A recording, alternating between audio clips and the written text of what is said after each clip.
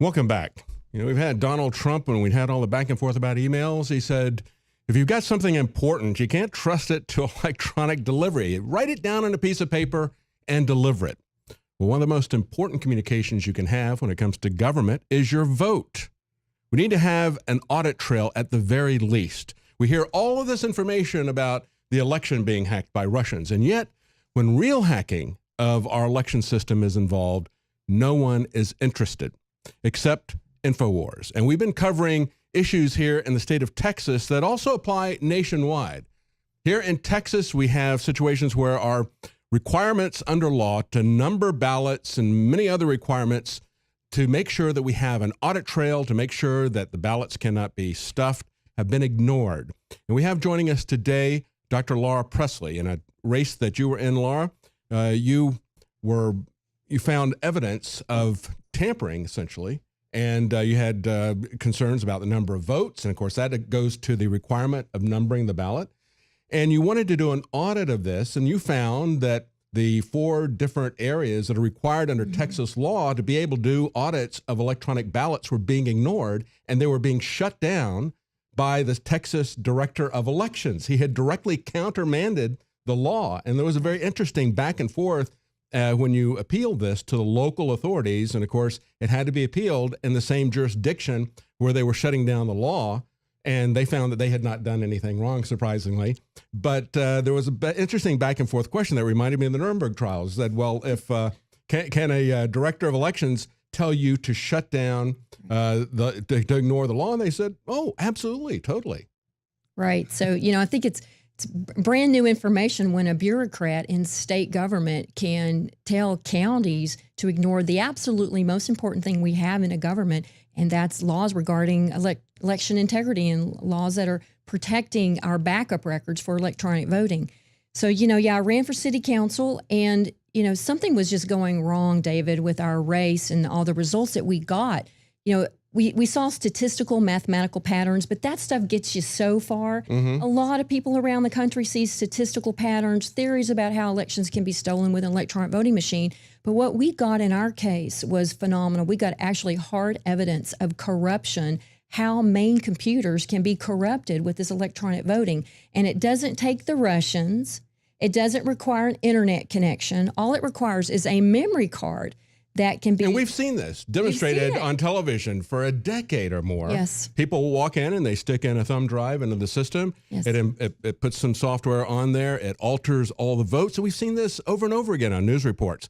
And then after all the voting is done and they've tabulated everything, then it essentially erases itself so you can't detect that. That's right. And if you don't have an audit process, that's one of the reasons why in the Texas law, when they were concerned about that, everybody knows that you can manipulate the electronics, and so they wanted to have ways that they could go back and audit this. And when we talk about the corruption, I think it begins with this political corruption, where you can have state officials say, well, the law says to do this, but I say to do something else. And then everybody down the line basically says, yeah, that's fine. I don't have to obey the law. I'm obeying him. That's a very dangerous situation. And that's been allowed to happen here in Texas. And of course, you remember, we went back, when was it? It was about a year and a half ago. It was in October that you was. Yeah, it was October. Yes. Yeah, that's right. Before the November election. So much has happened. It seems like a longer time.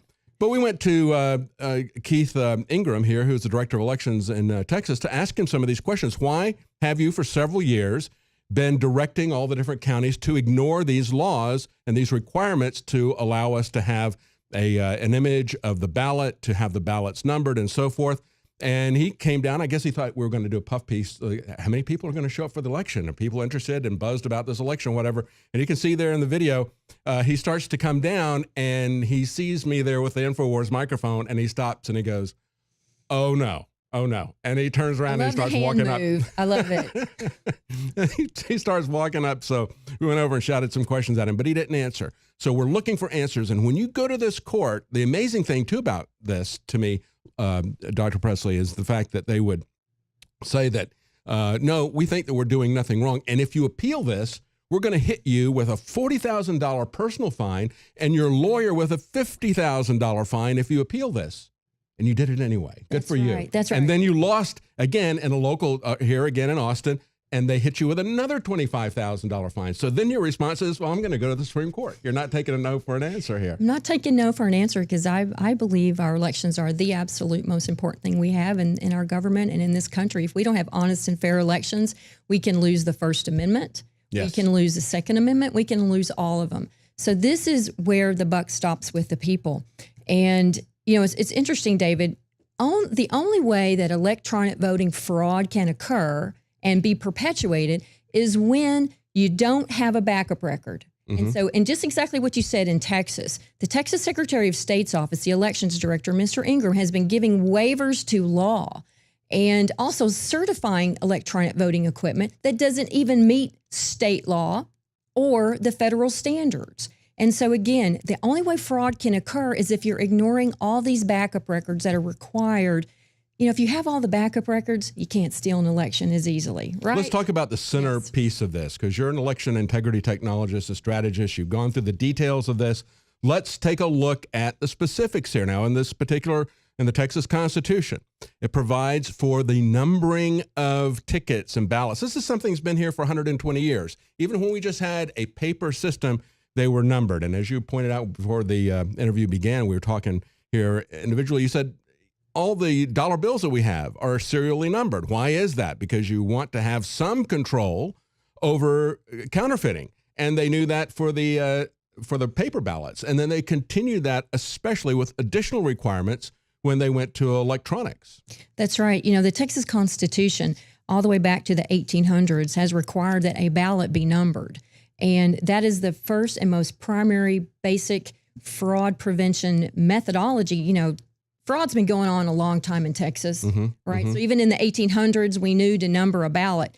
So that's the first thing that's been required.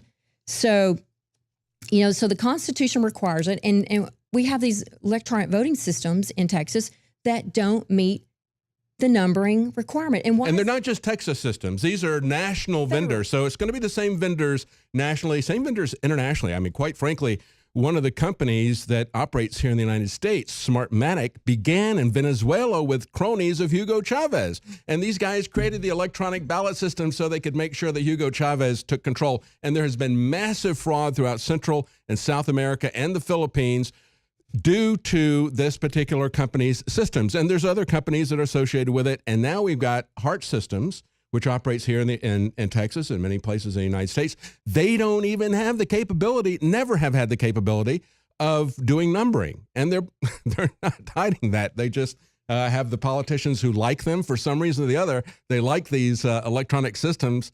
And so they buy their stuff, even though it doesn't meet the legal requirements. That's right. And that's really what our case is about. Our case that's in the Texas Supreme Court right now references that ballots have to be numbered per the state constitution. And actually there's case law all the way back for 120 years, from 2011 all the way back to the 1800s, that say ballots have to be numbered. Even electronic ballots are required to be numbered. And that was the case in 2011.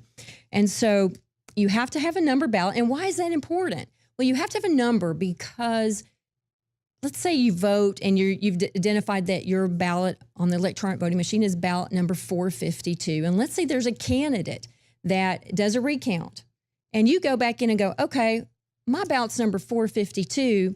Gosh, that's not who I voted for. Then there is proof, David, that's right, of fraud. And so that's key. Why the numbering really is the holy grail of election integrity.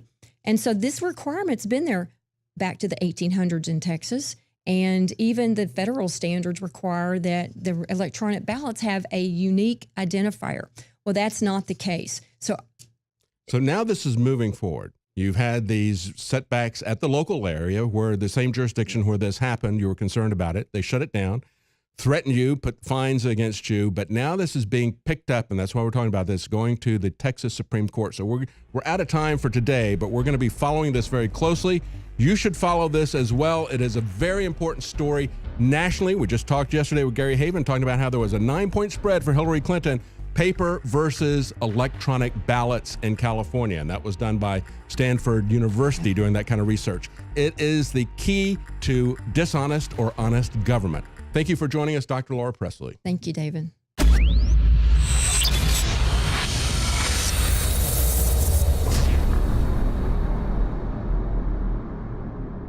I want to tell you about some of the products at InfoWarsStore.com. We are under constant attack. You know it by now from the mainstream media. They're trying to attack us on every level. Now with the YouTube scandal, they're demonetizing our channels, which again takes a huge chunk out of our income, which is why we always appreciate and rely on you getting the products, because that's how we stay afloat.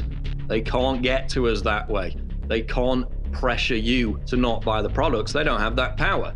And that's why you're the key to this entire operation. We have Super Blue fluoride-free toothpaste, bubblegum flavor, just arrived at InfoWarsStore.com. This is by listener request. Bubblegum flavored Super Blue toothpaste now available at InfoWarsStore.com in limited supply. Again, if you're not using fluoride-free toothpaste by now, then you're absolutely insane. Harvard studies, it reduces IQ, it causes bone cancer.